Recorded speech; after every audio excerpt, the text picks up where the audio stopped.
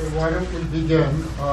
Welcome to the Socialist and Marxist Studies series, the spring 2011, also called the Controversy series.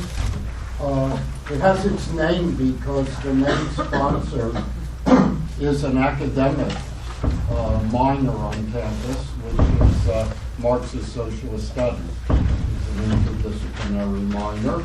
The series is also co-sponsored by the Main Peace Action Committee, which meets every Tuesday evening at 7 in the Maples building. Has a weekly film series, Peace and Justice film series, Thursdays at 7 in 140 Little Hall. And tonight we're showing the movie The Yes Man. It's actually a very funny movie at 7 in the discussion. The series is also sponsored by campus activities and student engagement. That's the Memorial Union, and with the support of the College of Liberal Arts and Sciences. So we do this series every fall and spring. We started in spring 1988. I think we've now had about 500 programs. So it's been a great offering at the university.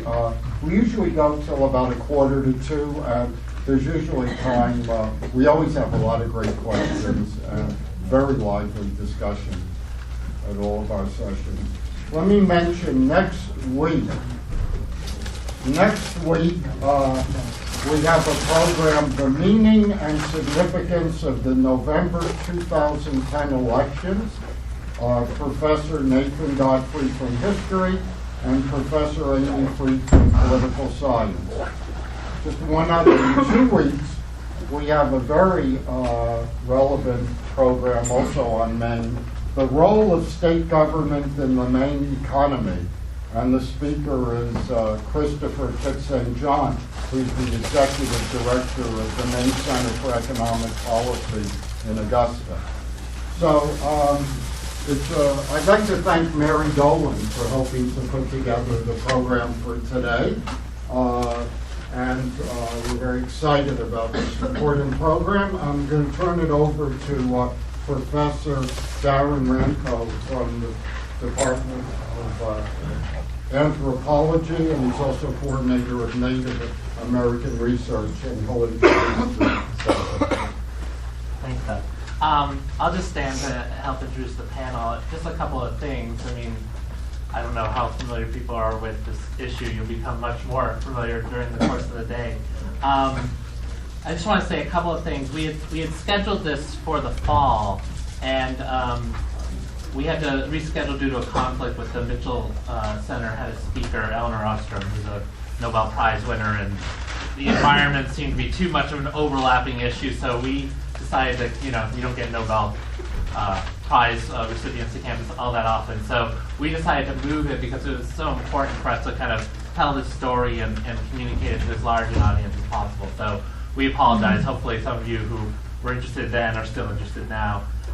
Also, Representative Bob Duchesne, who's the co-chair of the Natural Resources Committee in the legislature, had planned to attend, and he couldn't make this new schedule. The legislature is in a fairly vibrant session right now, so I think that's probably the primary thing that's keeping him from being here. Also, Janet Waldron, who's the CFO for our campus, who's also the University main point of contact for the gas pipeline project, couldn't be here due to a scheduling conflict, but that's been a really, her role I think is really important, and I think if you've been paying attention to the media, she's been quoted a lot, and we hope to engage her and others in the discussion more later.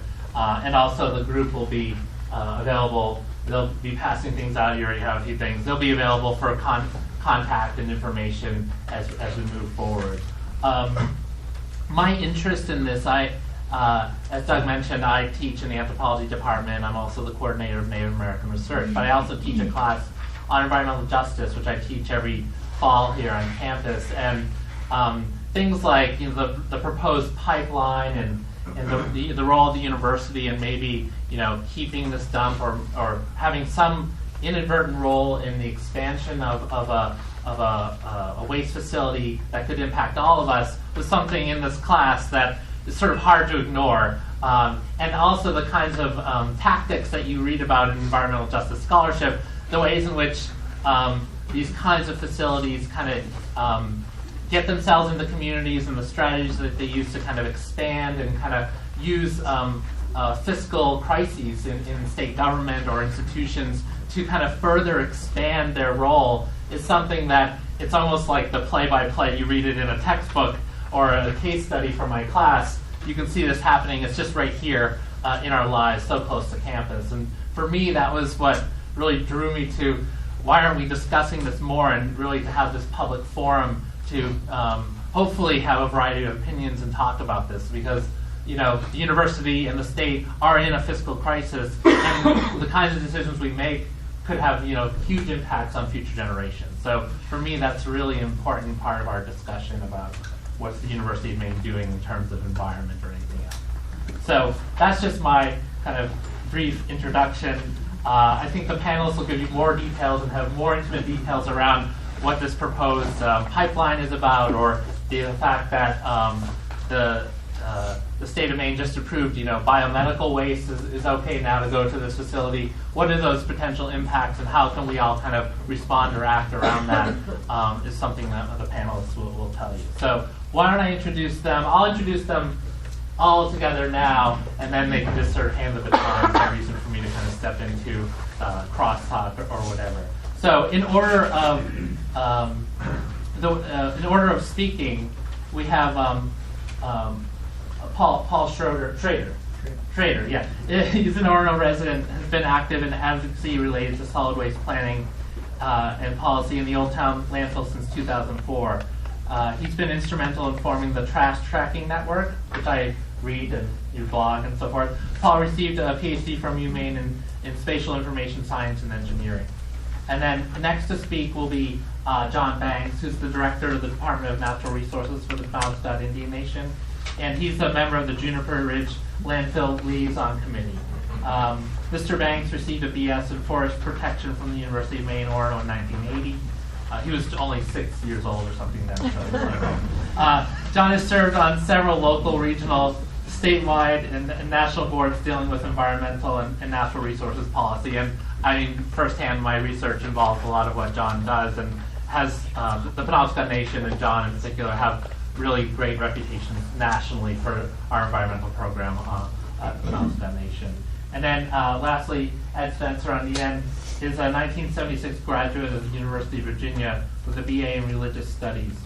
Mr. Spencer has been a resident of Old Town since 1977 and an original opponent of the 2003 West Old Town landfill expansion. Ed was a candidate for the State of Maine legislature in 2008. He's the husband and father of graduates and a 30-year practitioner of sustainable wood harvesting. So different experiences. No one who's actually, pro-dump here on the panel, but I have a feeling that our discussion will be vibrant nonetheless. So Paul can start out with a brief story. Great, thanks a lot, Darren. Thanks to everybody for coming. We're really happy to be able to reschedule this for this semester. I also want to give a thanks to Mary Dolan for helping to bring this event together. We have a limited amount of time, and we've agreed to a tight schedule. Mary, again, is going to keep us to that. For myself, I'm going to provide a brief historical overview of this landfill project. I'm going to give you some idea of my own involvement, where I was coming from, and some of my own involvement here. And I'm going to follow this with a short list of lessons learned from my perspective. At the end, if there's time, I'm going to talk about, well, where do we go from here? And just in case there isn't time, I'll tell you where we go from here. We have to work together in stopping the expansion of the West Old Town landfill. Before I get to these more substantive points, I want to give some acknowledgement to some of the people and organizations that have taken a positive role in this in the past. First of all, to an organization called CARN, Citizens Against Residential Dumping. They were opposed to the original placement of the GP sludge dump at this current site in the early 90s. I also want to thank Joanne Toomey, who is the mayor of Biddeford and is a former 3-term state representative. She tried to warn the people of Old Town as to what was coming down the pike. And she has long experience with hosting a Casella facility in her city. A couple of days ago, when she heard about the university's pipeline project, she posted a note to a public website that said, Casella has really had the right friends in the right places. However, the university is not looking at the carbon footprint of the landfill and all the implications, short-sighted and very selfish indeed. Along the same line, I want to recognize the original members of a group called We the People, who formed in 2003 in order to be a public voice against this project. Ed Spencer here is part of that. Other people who are here today, Pam Bell here has been part of that. There's been Orono Community Forums, meets every week, and we would welcome anyone to attend. We can give details later. This has been a big topic. Out of that came the Trash Tracking Network, and I don't think he's here, but I want to thank Sam Hunting for helping us get the web part of that going. Toxics Action Center, which is a regional advocacy organization, has helped us through the years feel that this struggle matters. Bob Duchesne, Representative Bob Duchesne of Hudson, is one of the only legislators who both has a clue and wants to help. And we also want to thank earlier legislators who put in place Maine's freedom of access to information laws, because those laws are critical for our ability to get information to learn about this kind of project. Now, these ongoing controversies around the Old Town landfill basically started in April 2003 when the GP mill was slated to be closed in Old Town. And some of the background from that is that the corporate headquarters of GP were demanding $25 million cash from this mill in order to keep it open by December of 2003. And a lot of what came down on this had to do with how are we going to get this money into GP's hands. And we're living with the consequences of that very hastily made decision.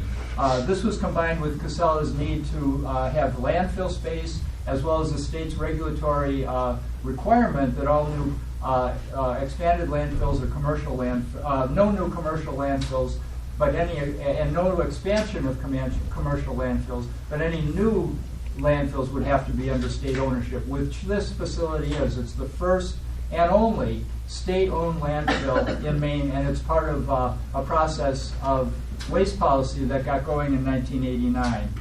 Within 2 weeks of the mill's announced closure, the solution to the immediate and long-term problems related to the mill was in effect placed in the hands of Casella. Mentioning this waste policy of 1989, what was happening then is that the federal government was requiring the closing down of many local landfills and municipal dumps. At that time, it was clear that there was a lot of garbage and other kinds of waste around the United States that needed to find a place to go. At that point, Maine's legislators, quite correctly, looked ahead and decided that there's a good chance that our more populated neighbor states to the south might bring their trash to Maine. It turns out that any direct attempts to restrict this waste flow would go directly against the Commerce Clause of the U.S. Constitution, by which garbage, like other commodities, can be freely traded in interstate commerce without state regulation. So these legislators actually came up with a very wise solution to this. It was a workable policy by which they determined that if the state became a market participant in the landfill business, they could actually legally restrict what could be deposited in their own state-owned landfill. So the goal here was to keep out-of-state waste out of Maine and out of our community. Unfortunately, this original policy goal has been turned upside down in this case. In close cooperation with the Baldacci administration, the contract with Casella, along with the current interpretation of what counts as Maine waste, in effect have opened the doors to non-Maine waste, with essentially no limits on annual flows. Maine has given this away, the profits of this away, to a single bidder, contractor without providing any ongoing revenue benefits to the state.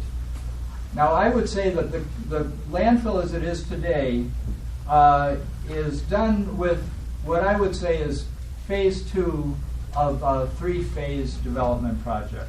The first phase was 1993 to 2004 when it was owned by GP, and it only took waste that came from the GP mill and a mill in Lincoln.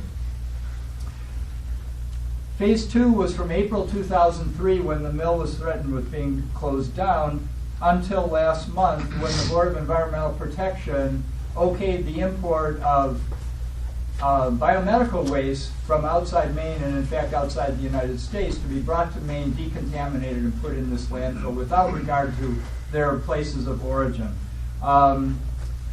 This happened last month, and I think that this is the final nail in the coffin of anyone in the state trying to uphold this policy of keeping out of state waste.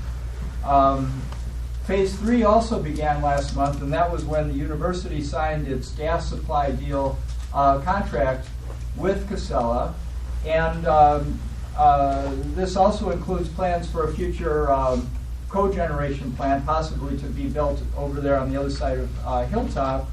And as it's already been reported in the news, this larger project will likely, in order to fulfill its promise, will likely require the expansion of the Old Town landfill.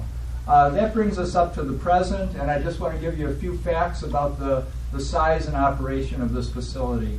Right now it's permitted at 68 acres to be 200 feet high. When this project got going in 2004, how am I doing? You're about 18. Wow. Okay. Yeah. Are we still good? Okay. Yeah, go ahead. I got 2 more pages here. Okay. Basically, it's gone from 300,000 cubic yards of landfill sludge from paper mill sludge. Right now it holds about 3 million cubic yards of solid, basically all forms of special waste and solid waste. And if it goes to full deployment, it'll be another 100 acres on top of that, and 30 million, and up to 30 million cubic yards. Right now, about 2,000 large semis per month deliver waste there. These are the big semis you hear about in the news of 100,000 pounds. Okay, what about my involvement? My own involvement began in 2004. I had just finished my PhD. I hadn't really paid much attention to this, but one of the things that I was looking at when I was doing my research was what would a map of information access look like as opposed to a geographical map. And I think that that's really the project I've been working on for the last 7 years now, is how do we chart out what we can get to know from our government. I went to a public meeting at the Elks Club, which was actually the first public meeting that was called, and it was the end. It was actually after there would be any public hearings. There were never public hearings on this new development. And a couple of things struck me. First of all, how many people were there, and second of all, that when the State Planning Office was directly asked questions about the legislation that brought this into effect, and the State Planning Office is the state's agent in this, they passed those questions over to the lawyers for Casella. It seemed a little strange that those lawyers would be the ones answering these questions about the effects of this legislation, but I learned later it really wasn't so strange, because those very lawyers had represented GP earlier and had shepherded the legislation through that brought all this about. For me, this was an educational experience, and here are 4 brief lessons learned.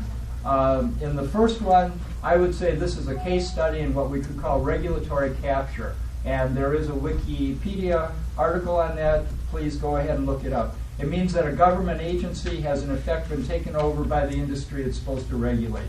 In this case, the State Planning Office, the agent for the state, has been taken over by Casella, the single bidder contractor. That happened with the full support of Governor Baldacci and several key legislators. The second lesson has to do with a particular kind of strategy of deception.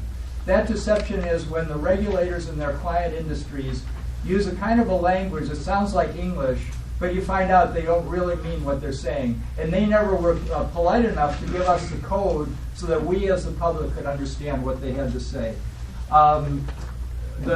Most prominently, and there's a list of these, but a good example was we were told many times there would be no non-main waste at this facility. Then we found out that actually there were no definitions in Maine laws as to what main waste was, and then we also found out that by rule of thumb, an extension of a practice related to incinerator ash, we basically, with certain kind of processing rules, can bring in almost any kind of waste from out of state and make it Maine grown waste right here at home.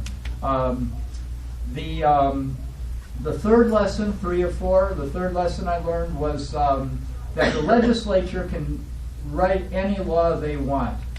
This law that's established this started with the word notwithstanding, and it negated every single law and rule in Maine that might have stood in the way. They can legislatively do that with a stroke of a pen.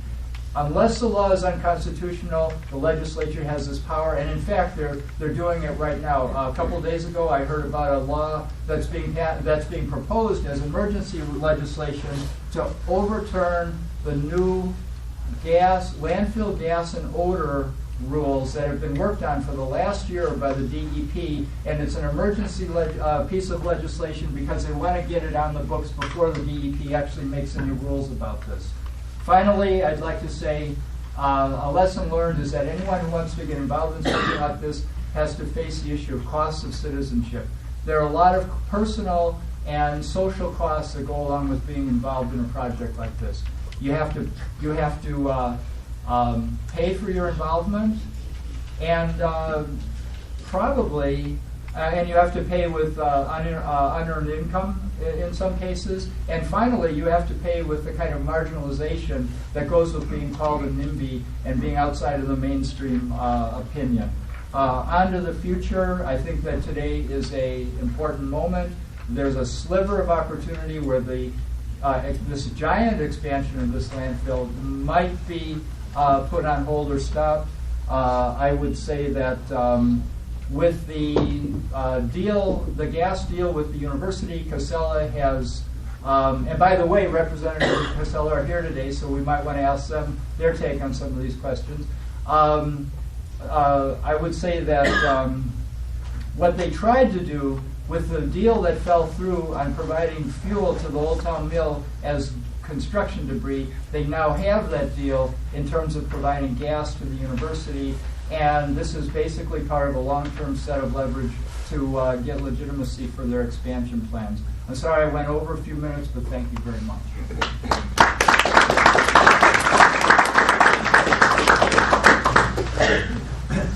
Well, that was a great overview, Paul.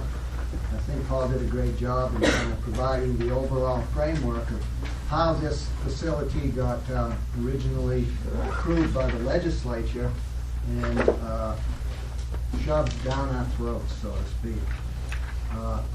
First of all, I want to thank Doug and Mary for putting this together today, and I think this is a great opportunity to get some of this stuff out. In my job as the Natural Resources Director for the Penobscot Indian Nation, one of my chores is to make sure that our Aboriginal lands and waters are adequately protected and managed so that future generations of all people can enjoy our great natural resources that we have here in the state of Maine, and how integral those are to the economy of the region. So I first found out about this back in 2003.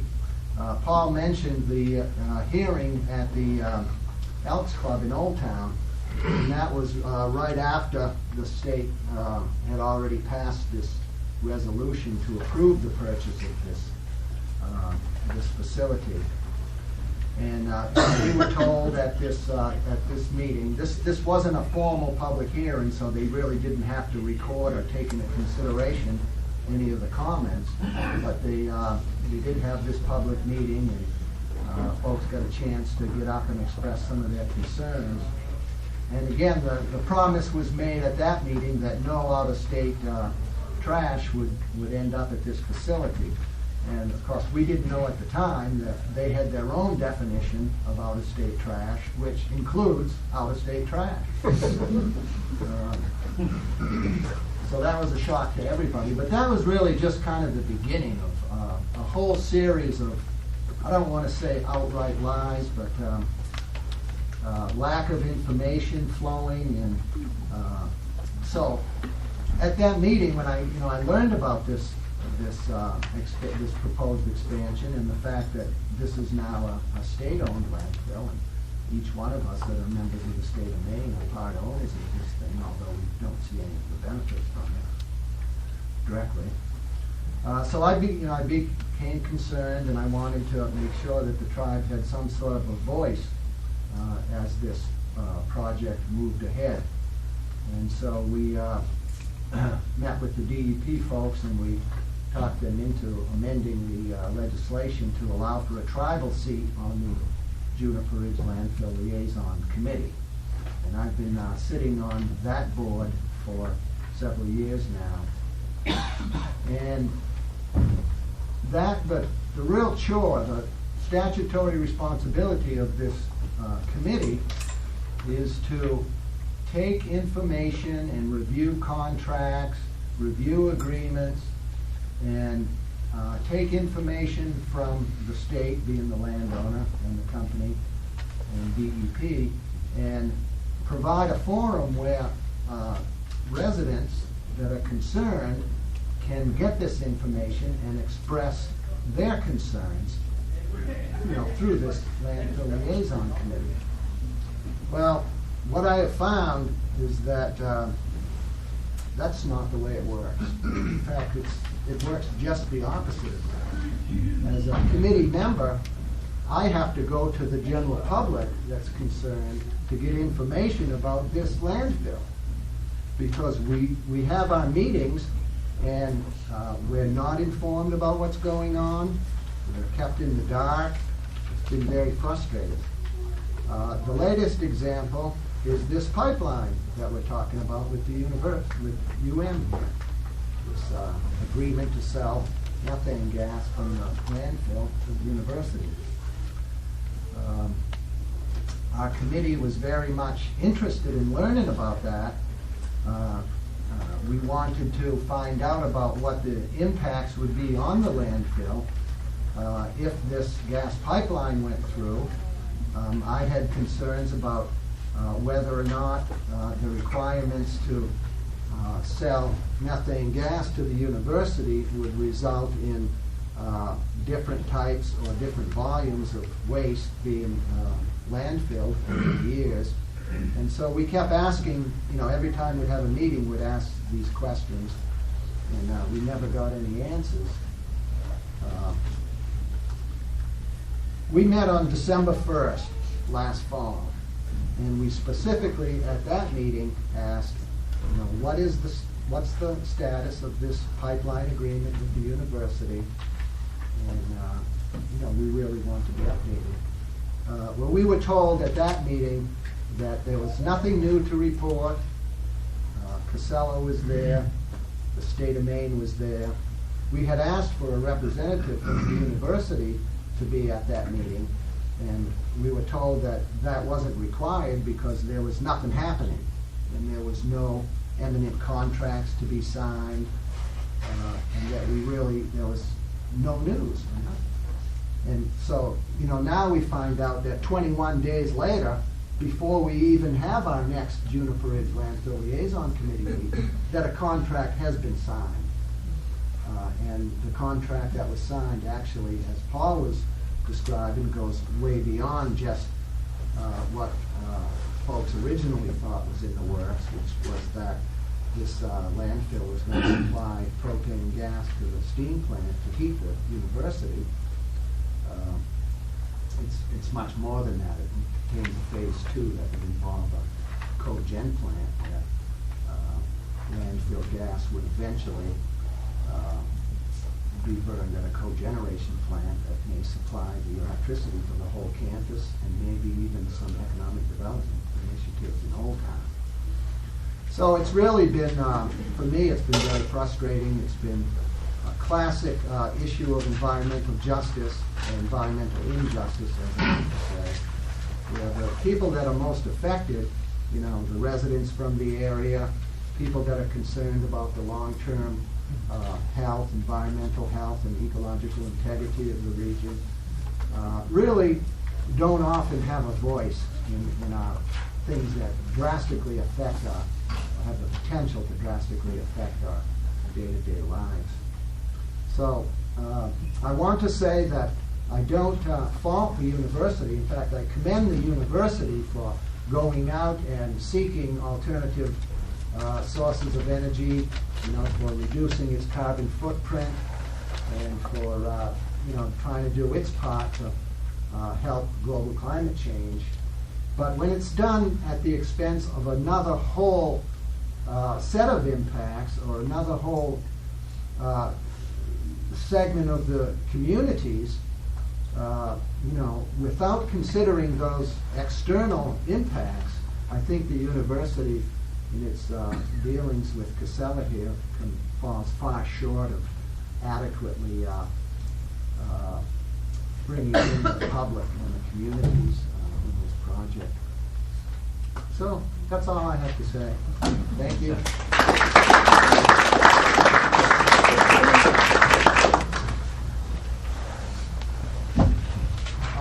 I'll try to be brief because I'm sure there's a lot of learned people here who have questions to ask. I think Paul was talking about lessons learned. Well, I learned in the early 90s when they forced in the Mills landfill. Was at the time we had basically what I would refer to as a millocracy.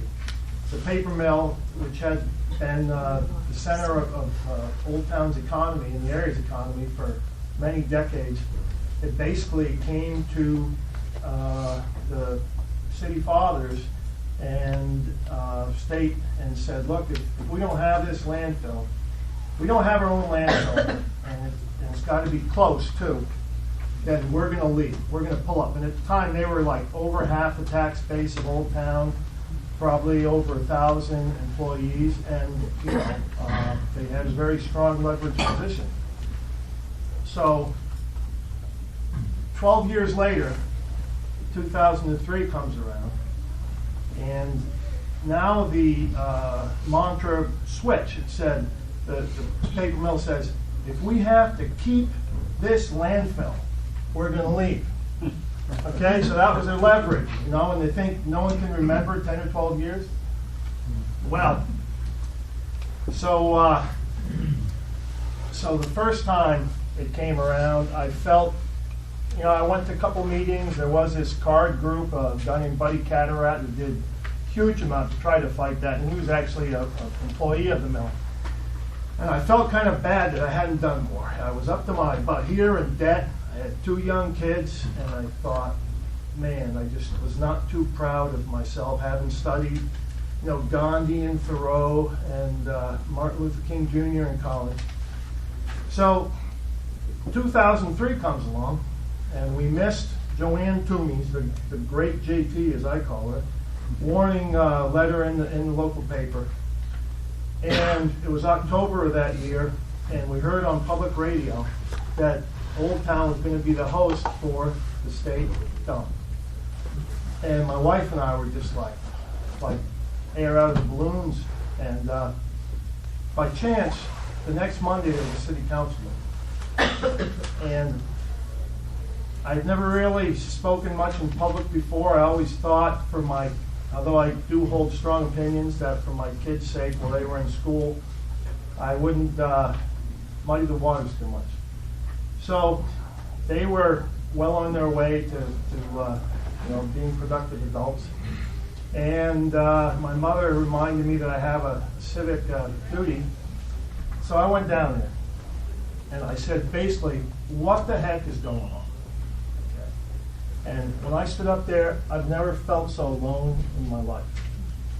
But then a guy named Peter Dufour got up behind him and expressed his outrage in a nicer way than what I did.